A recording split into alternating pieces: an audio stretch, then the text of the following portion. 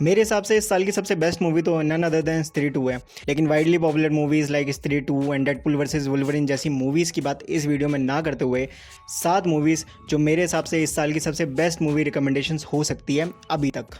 Last में 2 bonus recommendations भी है।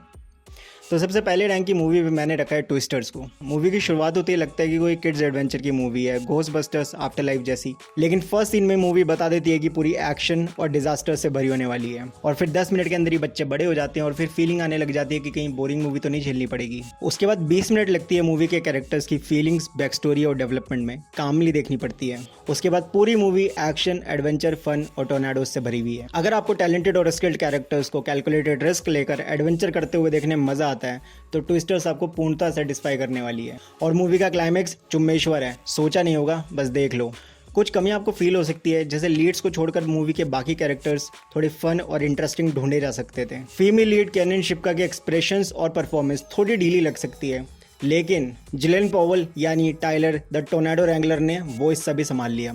मूवी बिल्कुल सिनेमा घरों के लिए बनी है, लेकिन फिलहाल प्राइम वीडियो पर हिंदी में मिल जाएगी। जैसे कि मैंने लास्ट रिकमेंडेशन में मेंशन किया था, जिन मूवीज़ में कैरेक्टर्स स्किल्ड होते हैं देखने में मज़ा आ जाता है। जैसे कि 2 of my favourite movies are Knight and Day and an gentleman.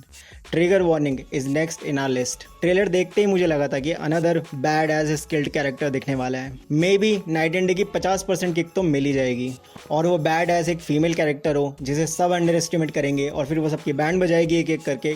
मज़ा तो इसी में ही है, एकदम ब्लैक विडो जैसा एक्सपीरियंस। ना मूवी का एक्सपीरियंस ट्रेलर से बिल्कुल अलग होने वाला है, और उसका रीज़न है ट्रेलर में जिस तरीके की फास्ट पेसिंग और साउंड इफेक्ट्स डाले हैं, मूवी एकदम रॉ चलती है। तो वो नाइट एंड डे वाला धा धूम धा नहीं मिलने वाला है। बाद में सस्पेंस बिल्ड करने के लिए शुरुआत में स्टोरी और कैरेक्टर से एंगेज करने की कोशिश करी जाती है। मूवी थोड़ी बोरिंग लगने लगती है। पार्कर को देखकर लगता है कि एक टूटी हुई सैड लड़की की कहानी देख रहे हैं, लेकिन स्पॉइलर अलर्ट, शेरनी है। बंदी के प्रोफेशन से पर्सनल लाइफ में लाया जाता है और फिर स्टोरी बिल्ड करी जाती है। उसके बाद थोड़ी थोड़ी देर में ये मूवी आपको थोड़ा थोड़ा डोपामिन रश देती रहेगी, और जेसिका एल्बा की फाइटिंग स्किल्स और परफॉर्मेंस वो एंजेलिना जोली वाला दौर याद दिला देती है। ट्विस्टर्स के बाद 6th रैंक है ट्रिगर वार्निंग का, नेटफ्लिक्स पर हिंदी में अवेलेबल है। 3rd रैंकिंग पर है डैमसेल, और डैमसेल किसी इस जगह का नाम नहीं है, बल्कि यंग अनमैरिड वुमेन को बोला जाता है। जगह का ही नाम लगा था, लेकिन गूगल बाबा जिंदाबाद। तो डैमसेल जो कि प्ले कर रही है Millie Bobby Brown, best known for Stranger Things and Enola Holmes, जो कि मूवी की 90% ऑडियंस अट्रैक्ट करने वाली है। मे बी एक डूबते हुए साम्राज्य के डैमसेल प्रिंसेस को एक प्रॉस्परस यानी समृद्धशाली साम्राज्य से शादी का रिश्ता आता है, क्योंकि उन्हें एक ऐसी परिवार की बेटी चाहिए होती है। लेकिन क्यों, वो स्टोरी का एक मेन सस्पेंस प्लॉट है। अब डैमसेल की सौतेली माँ को शक होने के बाद वो अपनी बेटी डैमसेल एलोडी को सतर्क कर देती है, लेकिन अपने पापा की खुशी और अपने डूबते साम्राज्य के लिए वो शादी कर लेती है। बिना टाइम वेस्ट करे शादी होते ही उसे एक केव में फेंक दिया जाता है, जहाँ उसे एक बेरहम इंसानों की तरह बोलने और सोचने वाली ड्रैगन से जान बचानी होती है, जिसके प्रोसेस में उसे पता चलता है कि वो अकेली नहीं है जिसके साथ ऐसा हो रहा है। नाउ एलोडी के साथ अलग ये होता है कि इसे भी बाकियों की तरह अंडर एस्टिमेट किया जा रहा होता है, क्योंकि ये भी बाकियों की तरह गरीब और लाचार दिख रही होती है, लेकिन ये पैसों से गरीब जरूर होती है लेकिन दिमाग से नहीं। तो ये डैमसेल होती है ब्यूटी विद ब्रेन नहीं, विद एन एजुकेटेड ब्रेन। तो किस तरीके से वो अपनी नॉलेज और एजुकेशन के दम पर सरवाइव करते हुए मूवी की इस मिस्ट्री को सॉल्व करती है। ये एडवेंचर थ्रिल देखने में मजा आता है, लेकिन क्या जिंदा बच पाती है, जानने के लिए नेटफ्लिक्स पर हिंदी में देख सकते हैं डैमसेल। रैंक 4 पर है मैडम वेब। इस मूवी के बारे में ज्यादा नहीं बोलूंगा भाई, क्योंकि मूवी एक्सपेक्टेशन से कम खुश करने वाली है, लेकिन फिर भी 3 रीजन दूंगा जिसकी वजह से एक मस्ट वॉच। सबसे बड़ा ड्रॉबैक है मूवी का ट्रेलर, जिसमें पूरी मूवी दिखा दी है, लिटरली पूरी मूवी के वो सीन्स जिनका आप वेट करते मूवी के दौरान। तो अगर ट्रेलर देख लिया तो मूवी का पूरा एक्शन, मैडम वेब की पूरी सुपर पावर देख ली। लेकिन वो 3 रीजन है डैकोटा जॉनसन, जिनकी वाइब मूवी को पॉजिटिव बनाती है। बंदी के साथ बुरा होता है तो यहाँ लगती है। दूसरा सिडनी सुइनी, जो अपनी red dress on red carpet की अपीयरेंस से इंटरनेशनल क्रश बन चुकी है। और थर्ड, स्पॉइलर अलर्ट, आगे आने वाले सीक्वल्स में बाकी तीनों लड़कियों को एक्शन करते हुए देखने के लिए फाउंडेशनल स्टोरी तो पता होनी ही चाहिए, क्योंकि इस पार्ट में तो मैडम के अलावा किसी और को कुछ पता चल ही नहीं पाता। One time watch recommended, Netflix पे हिंदी में अवेलेबल है। अगला नाम है नंबर 5 पर द बीकीपर। सबसे पहले उन चीजों की बात कर लेते हैं जो आपको यहाँ दुख देंगी, और वो ये है कि ये जेसन स्टेथम के लेवल की पिक्चर तब फील होती है जब वो मारता है। बाकी पुअर प्रोडक्शन क्वालिटी दिखती है, बैड कलर ग्रेडिंग मूवी को बोरिंग बनाती है, non interesting characters except Adam Clay action और स्टोरी का मजा खराब करते हैं। नाउ 2 तरीके के लोग जिन्हें मूवी देखनी चाहिए। या तो ओनली एक्शन के डायहार्ड फैन या फिर जेसन स्टेथम के डायहार्ड फैन। मैं सेकंड वाला हूँ।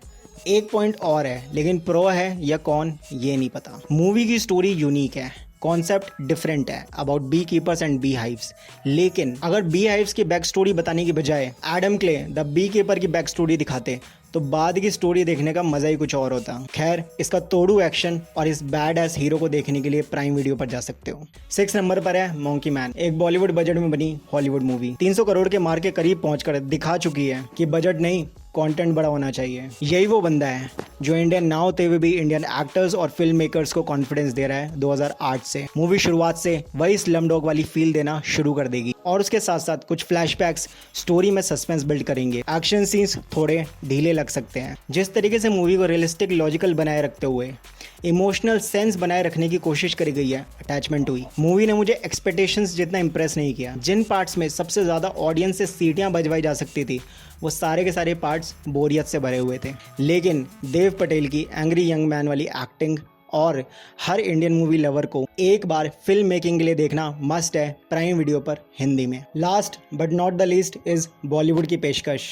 तेरी बातों में ऐसा उलझा जिया। नहीं देखी है तो सीधा देखने के सटीक कारण बताता हूँ। Kriti Sanon as a robot, ऐसा लुक निकल के आया है कि हीरोपंती के बाद वापस से क्रश बनने का full potential. As you know, बिना कृति सेनन के जब हीरोपंती 2 बनाने की कोशिश करी गई तो पिक्चर का क्या हाल हुआ। फिर उसके बाद हॉलीवुड में चल रहे इस ट्रेंडी कॉन्सेप्ट को किस तरह से बॉलीवुड फैमिली ड्रामा में उतारा गया है, देखने में फुल ऑन ऑसम वाइब बनी रहती है। बीच बीच में इमोशन सीन्स डालते हुए किस तरह से लड़की की शक्ल में रोबोट किस तरह से इमोशनल डिसबैलेंसिंग कर सकती है। कृति की एक्टिंग और बिगनिंग में शाहिद का वो चॉकलेटी हैंडसम बॉय बन के रहना सूट होता है। अगर आपने इस हॉलीवुड ट्रेंड की बाकी मूवीज देख ली है जैसे मेगन, वाइफ लाइक या सब सर्वेंट्स, तो स्टोरी की आउटलाइन तो पता चली गई होगी। लेकिन ये एक मूवी शाहिद के लिए नहीं बल्कि कृति या फिर बेहतर होगा सिफ्रा के लिए प्राइम वीडियो पर जाकर देखना बनता है। Hi, I'm Sifra. Now last के दो मूवी बोनस रिकमेंडेशंस। पहली badland hunters, bad S hero मा डोंग सियोक की action movie after apocalyptic theme based, जहां पीने के लिए साफ पानी भी नहीं है लोगों के पास। कैसे नामसन, एक farmer well known fighter character, एक लड़की को एक बिल्डिंग की आधी आर्मी से बचाने के लिए सफर तय करता है। बंदे का एटीट्यूड, एक्सप्रेशन, एक्शन वही हमेशा वाला, और मूवी की यूनिक स्टोरी मूवी को मस्ट वॉच बनाती है। नेटफ्लिक्स पर हिंदी में अवेलेबल है। लास्ट बोनस रिकमेंडेशन है शैतान। अगर अभी तक नहीं देखी है तो देख लो, और फैमिली के साथ देखना और भी मज़ा आएगा। मैंने भी माँ के साथ ही देखी थी।